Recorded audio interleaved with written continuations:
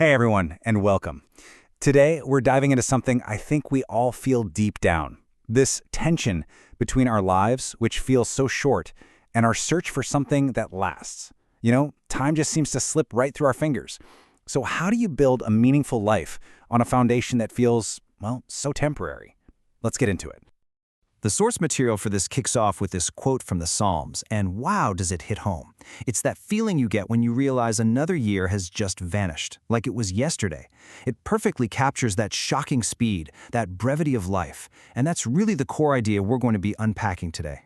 So first things first, we have to really grapple with this idea. Now, recognizing that life is temporary, it's not supposed to be a downer. In fact, according to the source, it's the most crucial first step toward living a life with real purpose, without wasting the precious time we've actually got. This metaphor is just so powerful. Think about it. A field of grass is vibrant, it's green, it's buzzing with life for a season. But that season is always finite.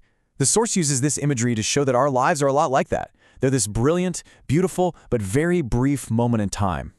And this brings us to a really central conflict. The source argues that when we try to process our fleeting lives, we tend to fall for one of two big illusions, two fundamental mistakes that can really lead us down the wrong path. And here they are. So the first illusion is when we grab onto temporary things, money, success, status, and we act like they're going to last forever. We build our whole identity on them. Then the second illusion is the complete opposite. It's concluding that because everything we can see eventually fades, then absolutely nothing eternal can possibly exist. According to the source, both of these are a huge misunderstanding of how things really are. Okay, so let's dig into that first illusion a little more. What are these really attractive, temporary things that we so often mistake for a permanent, solid foundation? Our source lays out these 6, and it's pretty easy to see why they're so alluring, right? Every single one of them promises some kind of security or happiness. But here's the crucial point. While they aren't bad things in and of themselves, they are all, without a single exception, temporary. They're all destined to fade. And to make this point really tangible, the source shares this simple little story. Just imagine getting a perfect Easter lily as a gift. Its beauty, its fragrance, it just fills the whole house. It's like this perfect picture of life and vibrancy. And for a moment, it feels like it could last. But we all know how this story goes, don't we? Of course, it doesn't last. In just a couple of weeks, that beautiful symbol of perfection is gone. It's replaced by this withered husk. And that just brilliantly illustrates the destiny of all worldly glory. It's beautiful for a time, but it just can't last. Let's look at another example, power. Right here we have Pontius Pilate. He's a Roman governor at the absolute peak of his authority, and he truly believes he holds the power of life and death in his hands. This is a man who feels his power is absolute, that it's permanent. And yet the source just asks these simple but honestly devastating questions. Where is that authority now? It's gone. It's just vanished into the pages of history. This shows that even the most immense worldly power is just as temporary as that lily flower. It is destined to fade. Okay, so if we can't build our lives on things that just wither and disappear, then what's the alternative? The source argues we have to completely shift our focus from the stuff that fades to the stuff that truly endures.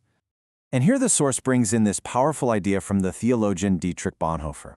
And the argument goes like this. Your life is way too valuable to be built on a crumbling foundation. Its value comes directly from God, and that means it deserves a foundation that's as permanent as its source. So what is that foundation? Well, the source points directly to this statement from Jesus. And the claim being made here is just staggering. It's that God's word is more permanent, more real than the physical universe we're standing in. This, the source argues, is the one and only foundation that will never wash away. But hold on, there's a really critical catch here. Simply hearing this or nodding along and agreeing with it, that's not enough.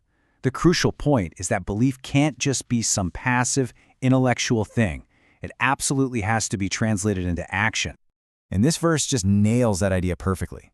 A faith that doesn't result in a changed life and real action in what the Bible calls works, it's like a body without a spirit. It's lifeless.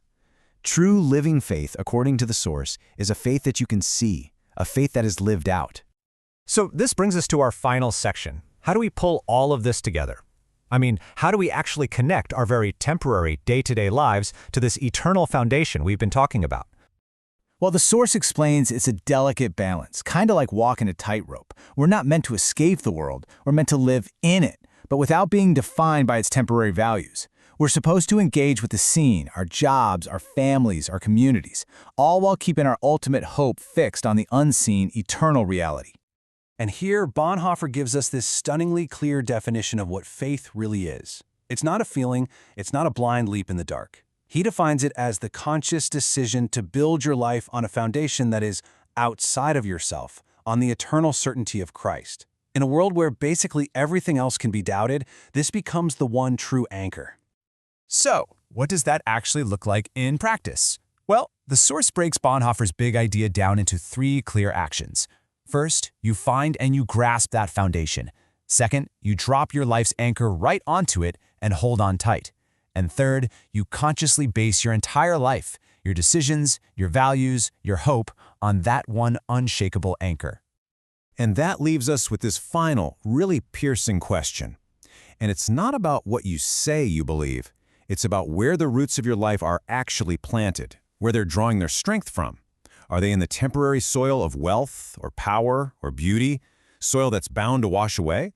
Or are they anchored deep in a foundation that is truly eternal? It's a question worth thinking about. Thanks for joining me.